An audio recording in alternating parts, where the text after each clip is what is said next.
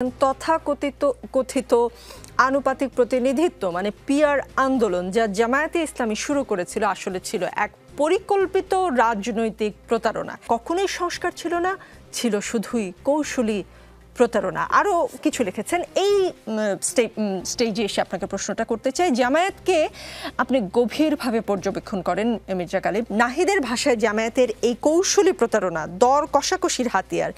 জুলাই সনদে এনসিপিকে মঞ্চের বাইরে রেখে স্বাক্ষর করে ফেলার মধ্য দিয়ে জামাত তা প্রমাণ করেছে কিনা? ধন্যবাদ আমাকে ইনভাইট করার জন্য এবং খুবই গুরুত্বপূর্ণ প্রশ্ন।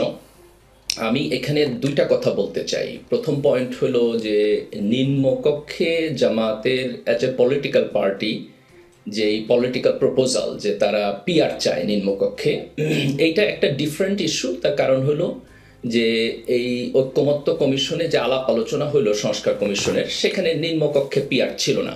এটা জামাতে যে পলিটিক্যাল পার্টি আলাদাভাবে বলছে, এটার প্রতি তাদের দাবি আছে, তারা জনগণের কাছে যাইতেছে, এক ধরনের আলাপ আলোচনা করতেছে। তো এর আগেও আমি বলেছি যে আমি ব্যক্তিগতভাবে নিম্নকক্ষে পিআর এর পক্ষে না, এটাকে আমি খুব ভালো প্রক্রিয়া বলে মনে করি না, এবং আমি ব্যক্তিগতভাবে মনে করি যে জামাতের উচিত এটা পলিটিক্যাল এজেন্ডা থেকে ড্রপ করা।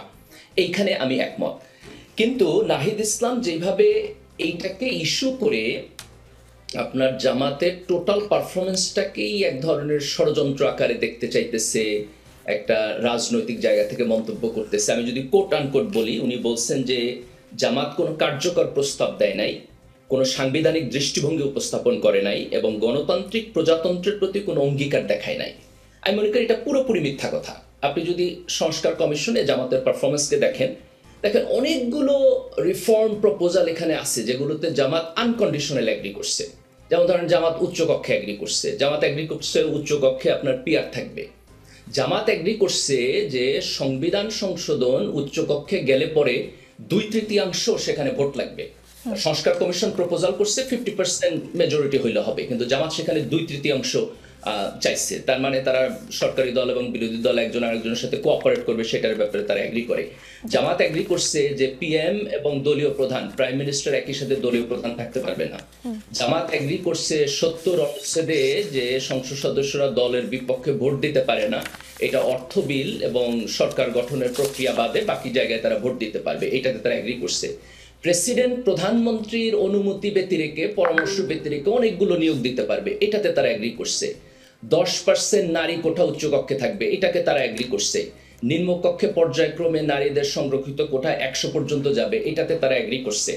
আপিল বিভাগের সবচেয়ে সিনিয়র বিচারপতি প্রধান বিচারপতি হতে পারবে, এটাতে এগ্রি করছে। তো এর কোনোটাকে কি আপনার কাছে মানে বেটার রিফর্ম প্রপোজাল বলে মনে হয় না? এ কোনোটাকে কি আপনার গণতান্ত্রিক প্রক্রিয়া বলে মনে হয় না? এ কোনোটা কি আপনার মনে হয় না যে জুলাইয়ের পরে আমরা যে পরিবর্তন চাই সেই পরিবর্তনকে সাপোর্ট করে?